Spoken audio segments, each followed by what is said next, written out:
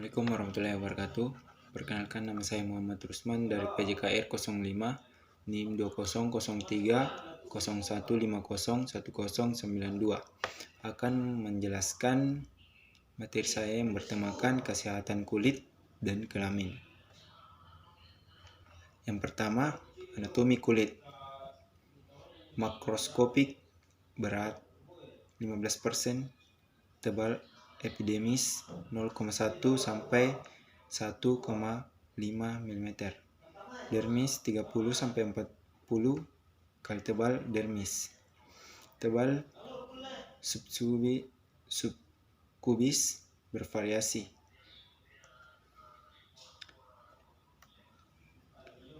Yang pertama itu keratinosi atau sel sama dengan sel epidermis atau sel ektodermal.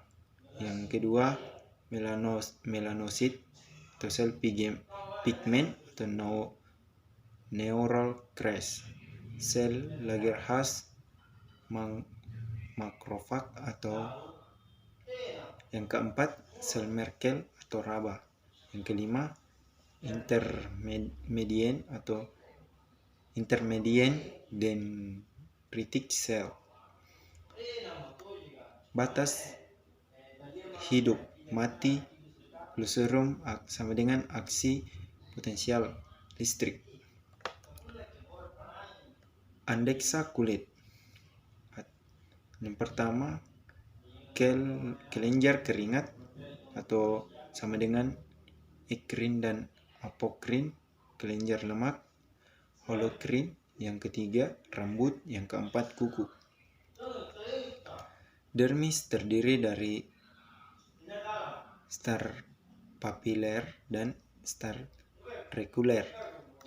Sel dermis sama dengan fibroblast dan makrofag, histologi dan limfosit.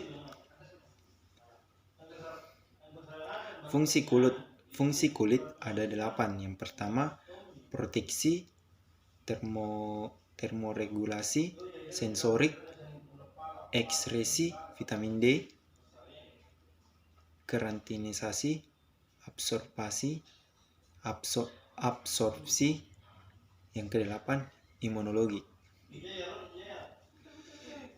Dermis yang pertama berisi serabut sama dengan kolagen, retikuler, elastik. Yang kedua, ground substance, mucolips-cardia sama dengan proteigglycans, kolagen. Impetigo merupakan pioderma superficialisasi di mana infeksi berbatas pada epidermis. Impetigo diklasifikasikan menjadi 3, yaitu impetigo crustosa, impetigo bullosa, dan impetigo neonaturum. Yang pertama, impetigo crustosa. Penyakit ini disebabkan oleh Streptococcus hemolyticus. Predileksi dari penyakit ini pada daerah wajah, area sekitar hidung dan mulut, di mana hal ini dikarenakan daerah tersebut merupakan sumber infeksi. Kelainan kulit dimulai dengan dasar eritem yang dengan mudah pecah sehingga meninggalkan bekas krustal tebal berwarna kuning seperti madu. Apabila krusta tersebut diangkat, tampak erosi di wajahnya. Yang kedua, impetigo bullosa. Penyakit ini paling sering disebabkan oleh Staphylococcus aureus dengan diprediksi di aksila dada dan punggung. Kelainan kulit yang tampak adalah eritema, bula berdinding tipis berisikan cairan berwarna kulit kuning jernih yang semakin menjadi lama kuning tua dan keruh. Hipopion yang apabila pecah meninggalkan bekas erosi, dan koleret bila dilakukan pemeriksaan Nikolsky memberikan hasil negatif. Yang ketiga, impetigo neonatorum merupakan varian impetigo bullosa yang terdapat hanya pada neonatus, atau kelainan ini dapat ditemukan dalam menyeluruh.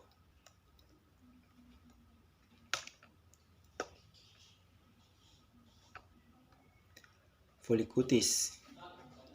Perdagangan yang mengenai folikel rambut. Penyakit ini disebabkan oleh Staphylococcus aureus. Folikulitis dibagi menjadi dua berdasarkan kedalaman infeksi, yaitu folikulitis superficialisasi dan folikulitis profunda. Folikulitis superficialisasi dapat disebut juga sebagai Burkhardt impetigo, kelainan kulit berupa papul, eritem atau pustul berbentuk kubah yang di tengahnya terdapat rambut. Yang kedua, folikulitis profunda, tempat predileksi bibir atas dan dagu bilateral, kelainan kulit berupa papul, eritem atau pustul disertai infiltrat subkuntan yang dapat diraba.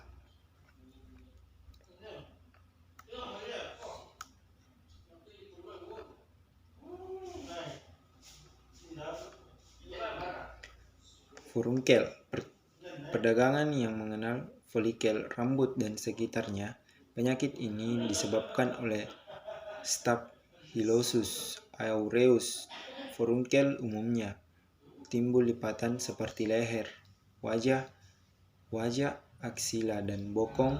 Beberapa faktor dapat menjadi pencetus terjadinya furunkel, seperti obesitas, gangguan fungsi neutrophil, imunosupresan akibat glukokorid sistematik, dan defisiensi imunologion.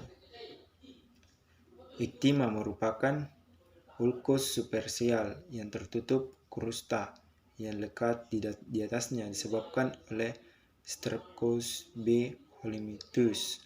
Pada umumnya mengenai usia anak-anak dengan predileksi di tempat yang mudah terkena trauma seperti tungkai dan bokong. Kelainan kulit awalnya berupa vesikopustul yang pecah akan tampak krusta tebal berwarna kuning yang bila diangkat tampak ulkus dangkal berbentuk cawan dengan lebih tinggi.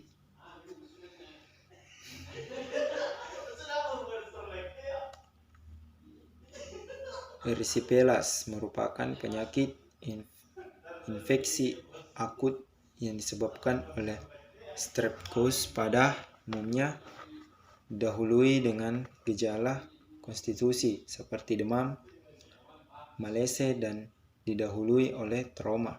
Epidermis dan dermis merupakan lapisan kulit yang diserang.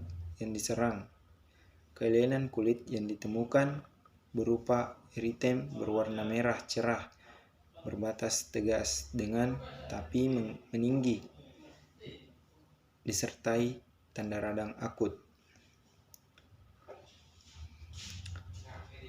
Selums disebabkan oleh Streptococcus, memiliki gejala konstitusi predileksi dan hasil pemeriksa laboratorium yang sama dengan erysipelas.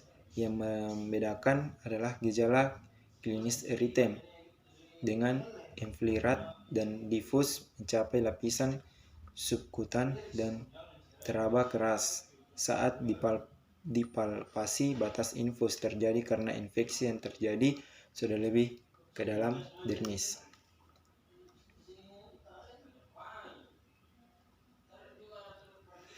Tinea corporis merupakan dermatofita yang mengenai kulit glabrosa kecuali telapak tangan, telapak kaki, dan selangkangan.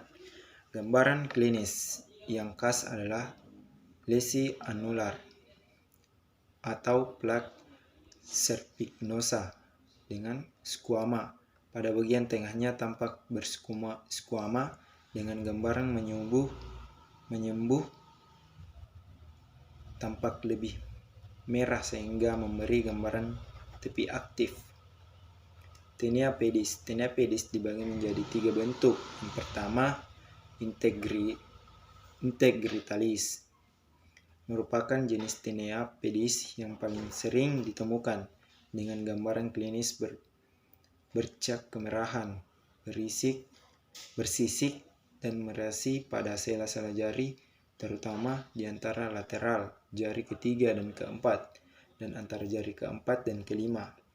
Yang kedua, moccasin foot atau populus squamosa hiperkeratotik. Tipe moccasin foot merupakan tinea.